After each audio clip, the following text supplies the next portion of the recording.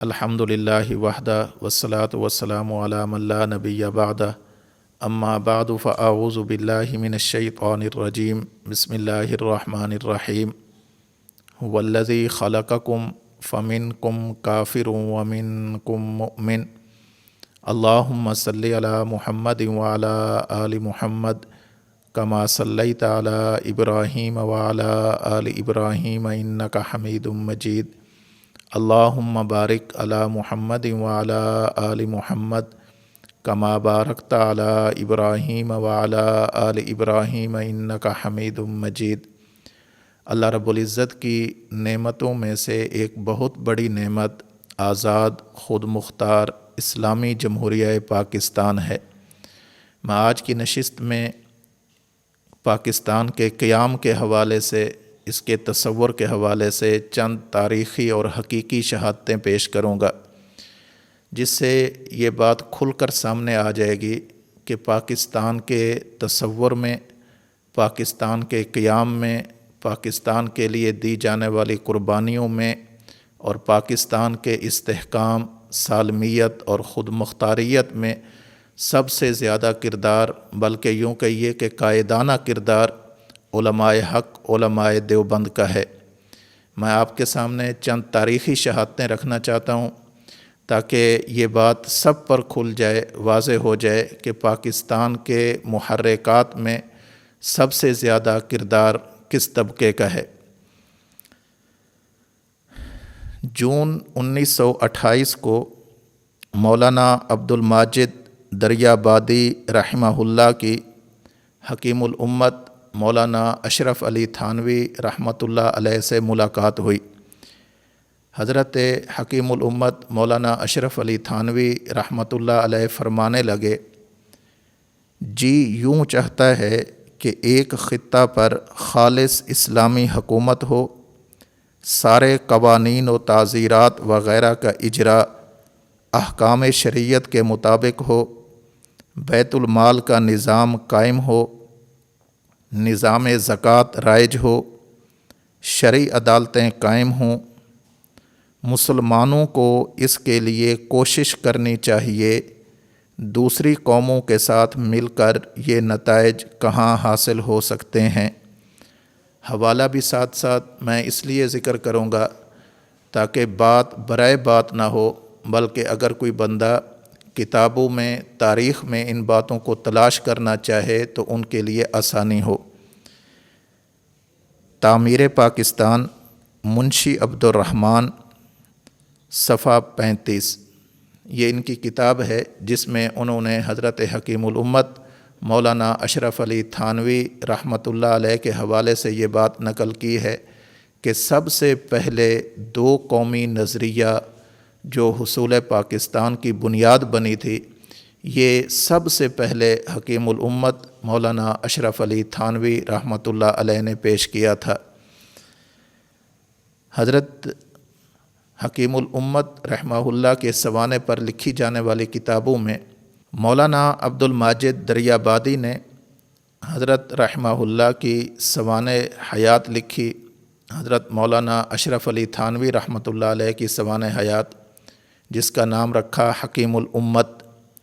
اس میں مولانا عبدالماجد دریابادی رحمۃ اللہ علیہ فرماتے ہیں، پاکستان کا تخیل، خالص اسلامی ریاست کا خیال، سب آوازیں بعد کی ہیں، پہلے پہلے اس قسم کی آوازیں یہیں تھانہ بھون میں کانوں میں پڑیں۔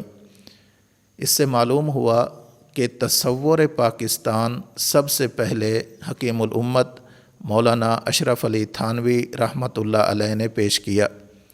یہ 1928 کی بات ہے۔ اس کے بعد 29 دسمبر 1930 کو علامہ محمد اقبال رحمۃ اللہ علیہ نے اسی تصور پاکستان کو مزید واضح کر کے پیش کیا۔ آل انڈیا مسلم لیگ کا اجلاس ہوا جس میں علامہ محمد اقبال نے خطبہ صدارت پیش کیا اور اس میں دو قومی نظریے کے بارے میں کھل کر یہ رائے پیش کی۔ اور یہ فرمایا بر صغیر ہندوستان میں بھانت بھانت کے لوگ اور مختلف مذاہب کے ماننے والے بستے ہیں، چنانچہ مسلمان اپنے لیے مسلم انڈیا کے قیام کے مطالبے میں پورے حق بجانب ہیں۔ Speech and statement of Iqbal, یہ 29 دسمبر 1930 کی بات تھی۔ آگے چلیں، 10 فروری 1938 کو حکیم الامت مولانا اشرف علی تھانوی رحمۃ اللہ علیہ نے 2 قومی نظریہ کے بارے میں ایک فتویٰ شائع کیا جو تنظیم المسلمین کے نام سے شائع ہوا۔ اس فتوے میں یہ بات اجاگر کی گئی کہ آزاد اسلامی ریاست کا حصول مسلمانوں کے لیے ناگزیر ہے۔ یہ 1938 کی بات ہے۔ اس کے بعد 15 ستمبر 1938 کو حکیم الامت مولانا اشرف علی تھانوی رحمۃ اللہ علیہ نے اپنی ایک گفتگو کے دوران فرمایا، جس زمانہ میں مسلم لیگ اور کانگریس میں مفاہمت کی گفتگو ہو رہی تھی، میں نے ایک خط مسلم لیگ کے صدر جناح صاحب کو اس مضمون کا لکھا کہ مفاہمت میں چونکہ مسلمانوں کے امور دینیہ کی حفاظت نہایت اہم اور ضروری ہے، آپ شرعی مسائل میں اپنی رائے کو داخل نہ کریں بلکہ محققین سے پوچھ لیا کیجیے۔ اس پر انہوں نے یعنی قائد اعظم محمد علی جناح رحمۃ اللہ علیہ نے نہایت شرافت سے جواب دیا اور اطمینان دلایا کہ آپ کی ہدایات کے مطابق عمل کیا جائے گا۔ افادات اشرفیہ در مسائل سیاسیہ، مفتی اعظم پاکستان مفتی محمد شفیع عثمانی دیوبندی رحمۃ اللہ علیہ، صفحہ 96۔ حکیم الامت مولانا اشرف علی تھانوی رحمۃ اللہ علیہ نے اپنے خلفاء اور متعلقین کا ایک وفد قائد اعظم محمد علی جناح کی خدمت میں بھیجا۔ چنانچہ 24 دسمبر 1938 کو پٹنہ میں مولانا سید مرتضی حسن چاندپوری رحمۃ اللہ علیہ کی قیادت میں مولانا مفتی محمد شفیع عثمانی دیوبندی رحمۃ اللہ علیہ، مولانا شبیر علی تھانوی رحمۃ اللہ علیہ، مولانا عبد الجبار رحمۃ اللہ علیہ، مولانا عبد الغنی پھولپوری رحمۃ اللہ علیہ اور مولانا معظم حسین امروہی رحمۃ اللہ علیہ، اس وفد نے قائد اعظم محمد علی جناح رحمۃ اللہ علیہ سے ملاقات کی، جس میں مختلف امور پر تبادلہ خیال کیا گیا اور قائد اعظم کو نماز پڑھنے کی تلقین کی گئی۔ قائد اعظم نے فرمایا، میں گناہ گار ہوں، خطاوار ہوں، آپ کو حق ہے مجھے کہیں، میرا فرض ہے کہ اس کو سنو، میں آپ سے وعدہ کرتا ہوں کہ آئندہ نماز پڑھا کروں گا۔ یہ رویداد مولانا شبیر علی تھانوی رحمۃ اللہ علیہ میں یہ بات موجود ہے، صفحہ 5 پر۔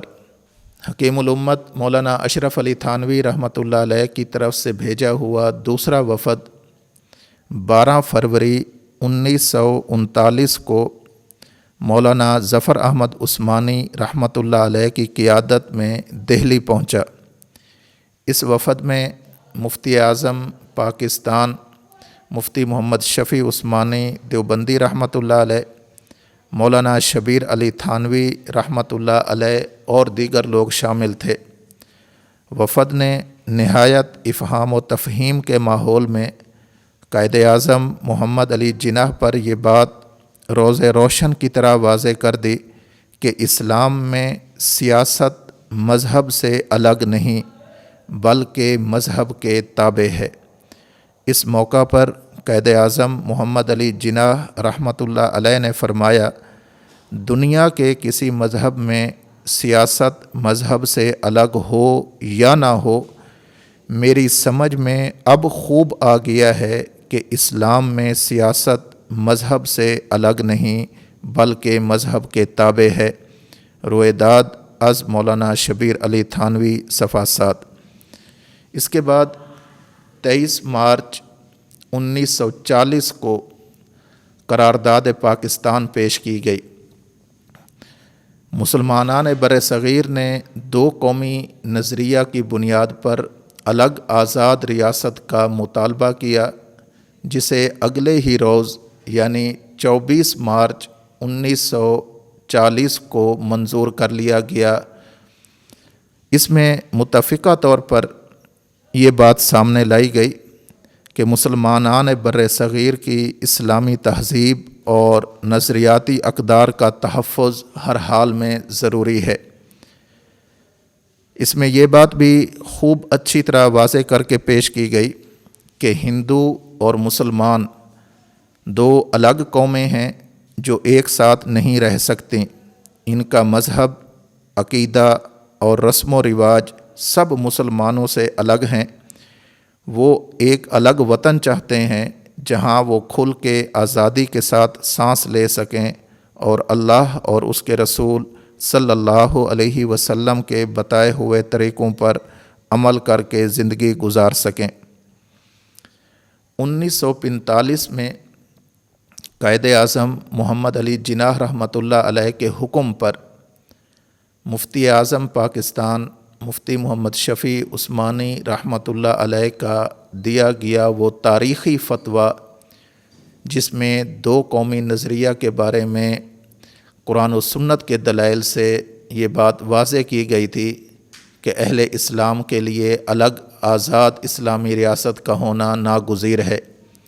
قائد اعظم محمد علی جناح رحمۃ اللہ علیہ نے اس تاریخی فتوے کو شائع کرایا اور لاکھوں کی تعداد میں اسے تقسیم کرایا، اور 1946 میں جو انتخابات ہوئے، اسی فتویٰ کی وجہ سے 1946 کے انتخابات میں مسلم لیگ کو واضح اکثریت کے ساتھ کامیابی نصیب ہوئی۔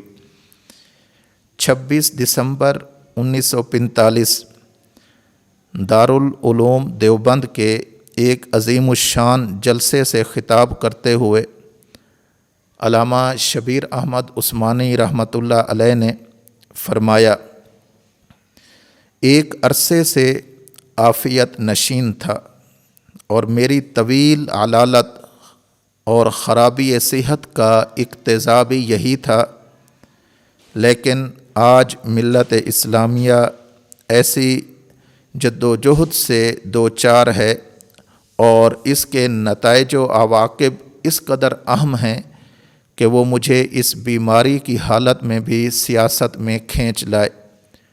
تحریک خلافت کے بعد میں سیاست سے کنارہ کش ہوں، لیکن عرصہ دراز کی کاوشوں اور غور و خوض کے بعد اس نتیجے پر پہنچا ہوں، اگر حصول پاکستان کے لیے میرے خون کی ضرورت ہو تو میں اس راہ میں اپنا خون دینا باعث افتخار سمجھوں گا اور اس سے ہرگز دریغ نہ کروں گا۔ اس ملک میں ملت اسلامیہ کا وجود و بقا اور مسلمانوں کی باعزت زندگی قیام پاکستان سے وابستہ ہے۔ میں اپنی زندگی کو کامیاب سمجھوں گا اگر اس مقصد کے حصول میں کامیاب ہو جاؤں۔ حیات محمد علی جناح بحوالہ تعمیر پاکستان صفحہ 118۔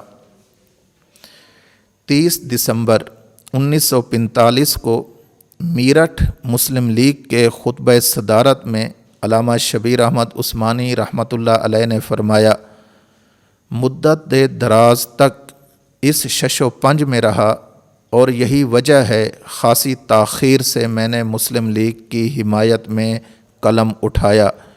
میں نے اپنی قدرت کی حد تک مسئلہ کی نوعیت پر قرآن و سنت اور فقہ حنفی کی روشنی میں غور و فکر کیا، اللہ سے دعائیں کیں اور استخارے کیے۔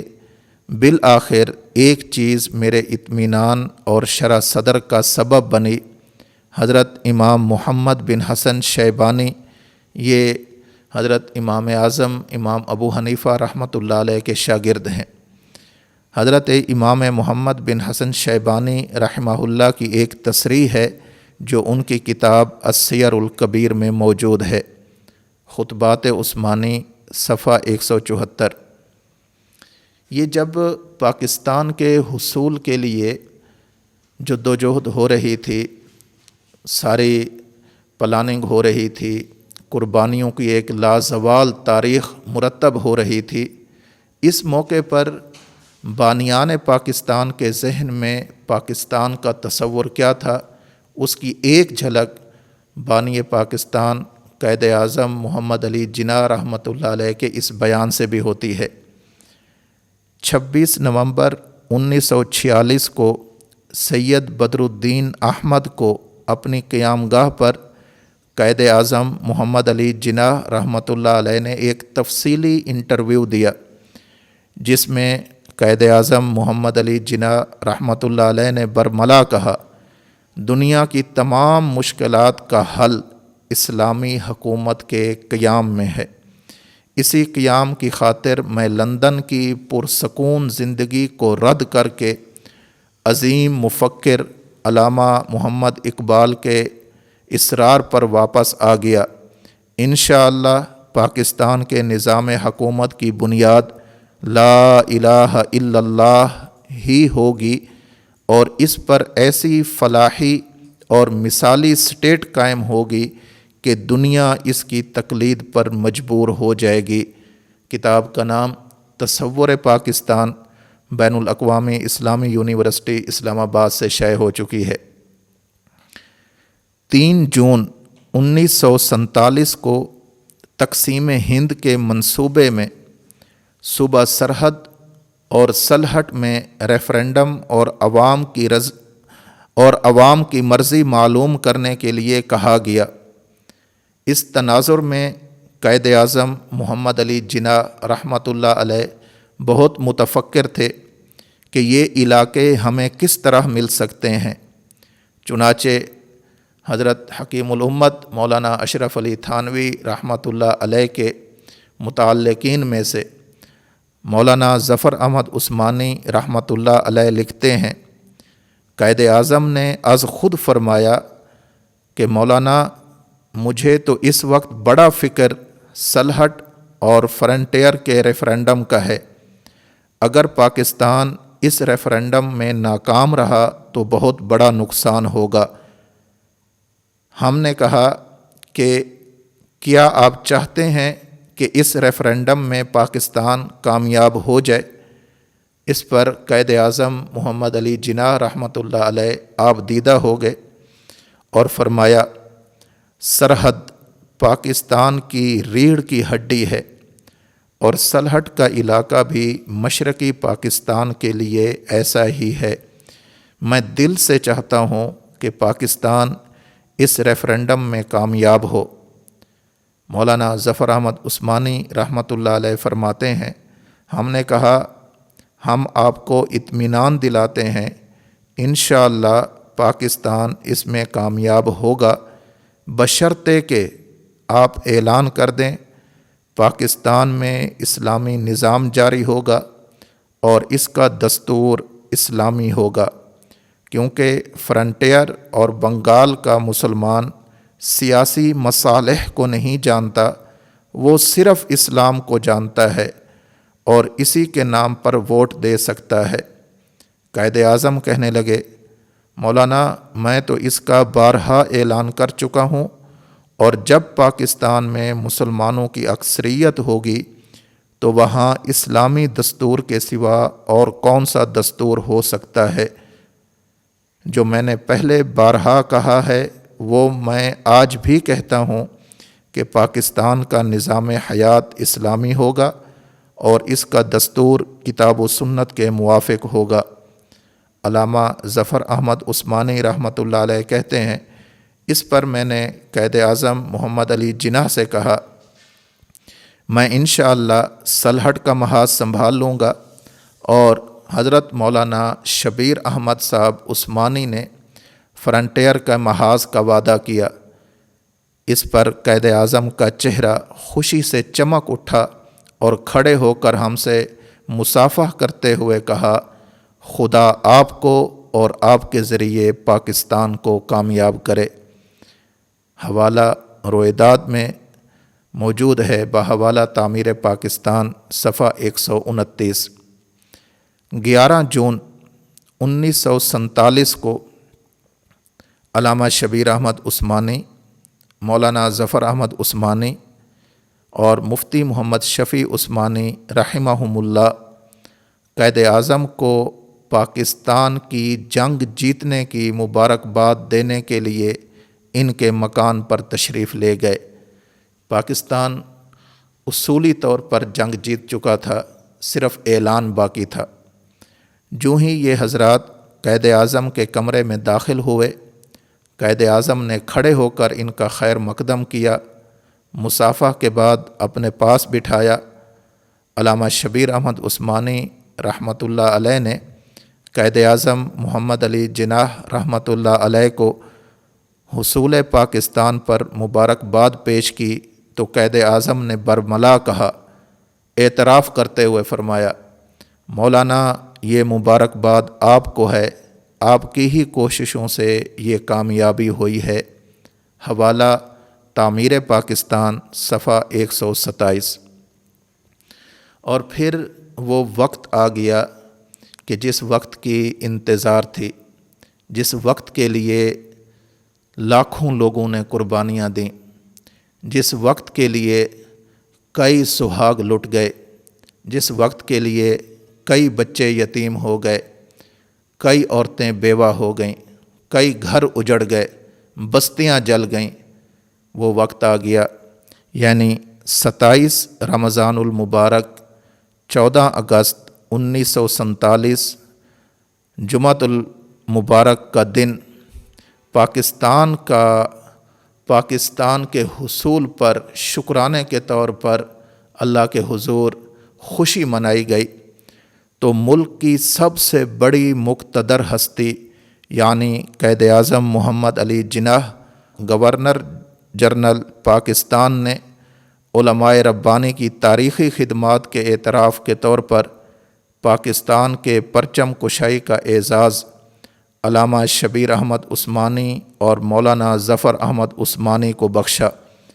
کراچی میں علامہ شبیر احمد عثمانی رحمۃ اللہ علیہ نے اور ڈھاکہ میں مولانا ظفر احمد عثمانی رحمۃ اللہ علیہ نے تلاوت قرآن مجید اور مختصر تقریر کے بعد اپنے متبرک ہاتھوں سے آزاد پاکستان کا پرچم آزاد فضا میں لہرا کر دنیا کی سب سے بڑی اسلامی مملکت کو اسلامی ممالک کی برادری میں شامل کرنے کی رسم کا افتتاح کیا۔ پاکستانی فوجوں نے پرچم پاکستان کو پہلی سلامی دی اور دنیا نے آنکھوں سے دیکھ لیا۔ اسلامی سلطنت کے قیام کی جو آواز سب سے پہلے جون 1928 میں دربار اشرفیہ سے بلند ہوئی تھی، اس کے خدام نے اگست 1947 میں اس کی رسم افتتاح ادا کی۔ تعمیر پاکستان میں منشی عبد الرحمن صاحب رحمۃ اللہ علیہ نے صفحہ 136 پر یہ بات نقل کی ہے۔ میں اپنی بات کو ختم کرنے سے پہلے چند ایک باتیں اور بھی ضروری سمجھتا ہوں۔ عام طور پر پاکستان میں رہنے والا ایک مخصوص فکر کا حامل ایک مخصوص طبقہ آج یہ کہتا ہے کہ پاکستان اسلامی ریاست نہیں، قائد اعظم کی سوچ اسلامی سوچ نہیں تھی بلکہ وہ سیکولر پاکستان کے حامی تھے۔ میں نے اس سے پہلے بھی یہ حوالہ ذکر کیا ہے کہ قائد اعظم محمد علی جناح رحمۃ اللہ علیہ نے اپنے انٹرویوز میں، اپنی تقریروں میں اور اپنی نجی مجالس کے اندر برملا اس بات کا بارہا اعتراف کیا کہ پاکستان ایک اسلامی ریاست ہوگی، پاکستان میں اسلام کا دستور قائم ہوگا، پاکستان اسلامی جمہوریہ پاکستان ہوگا۔ میں ایک اور شہادت، جب پاکستان بن گیا، پاکستان بننے کے تقریباً کچھ عرصہ کے بعد 25 جنوری 1948 کو قائد اعظم محمد علی جناح رحمۃ اللہ علیہ نے کراچی بار ایسوسی ایشن کے استقبالیہ میں خطاب کرتے ہوئے فرمایا، میں ان لوگوں کے عزائم نہیں سمجھ سکا جو جان بوجھ کر شرارت کر رہے ہیں اور یہ پروپیگنڈا کر رہے ہیں کہ پاکستان کے آئین کی بنیاد شریعت پر نہیں ہوگی۔ ہماری زندگی پر آج بھی اسلامی اصولوں کا اسی طرح اطلاق ہوتا ہے جس طرح 1300 سال پہلے ہوتا تھا۔ کتاب کا نام تصور پاکستان، اور یہ بین الاقوامی اسلامی یونیورسٹی اسلام آباد سے شائع ہو چکی ہے۔ پاکستان کے بانیان کی سوچ اسلامی تھی۔ قائد اعظم محمد علی جناح رحمۃ اللہ علیہ اسلامی پاکستان چاہتے تھے۔ ان کا ساتھ دینے والے علماء حق، جن میں اس قافلے کے سرخیل حضرت حکیم الامت مولانا اشرف علی تھانوی رحمۃ اللہ علیہ ہیں، اس قافلے کے سالار حضرت مولانا مفتی محمد شفیع عثمانی رحمۃ اللہ علیہ ہیں، اس قافلے کے روح رواں حضرت علامہ شبیر احمد عثمانی رحمۃ اللہ علیہ ہیں، حضرت مولانا ظفر احمد عثمانی رحمۃ اللہ علیہ ہیں، حضرت مولانا مرتضیٰ حسن چاندپوری رحمۃ اللہ علیہ ہیں، حضرت مولانا عبدالغنی پھولپوری رحمۃ اللہ علیہ ہیں۔ ان سب لوگوں کی یہی سوچ تھی کہ پاکستان ایک اسلامی ریاست ہوگا، آزاد اسلامی ریاست ہوگا، اور اللہ کا شکر ہے کہ اللہ رب العزت نے ہمیں جو ملک عطا فرمایا یہ اسلام کی بنیاد پر ہمارے سے وجود میں آیا۔ اس کے آئین کو اسلامی آئین قرار دیا گیا، اور میں انشاءاللہ کسی دوسری نشست میں اس پر بھی بات کروں گا کہ پاکستان کے آئین کو اسلامی بنانے کے لیے میرے اکابر علماء دیوبند نے کس طرح کی قربانیاں پیش کی ہیں، اور کس طرح پاکستان کے آئین کا ایک اسلامی تصور پیش کیا ہے، اسلامی شکیں داخل کی ہیں، اسے اسلامی بنایا ہے۔ اور انشاءاللہ العزیز وہ تاریخی حقیقتیں بھی آپ کے سامنے ذکر کروں گا کہ جب دستور ساز اسمبلی میں علامہ شبیر احمد عثمانی رحمۃ اللہ علیہ نے ایک بیان کیا، اور اس میں اس دستور ساز اسمبلی کے اندر پاکستان کے آئین کو اسلامی بنانے کے بارے میں اپنی آراء اور تجاویز پیش کیں، کس طرح ان پر عمل درآمد ہوا۔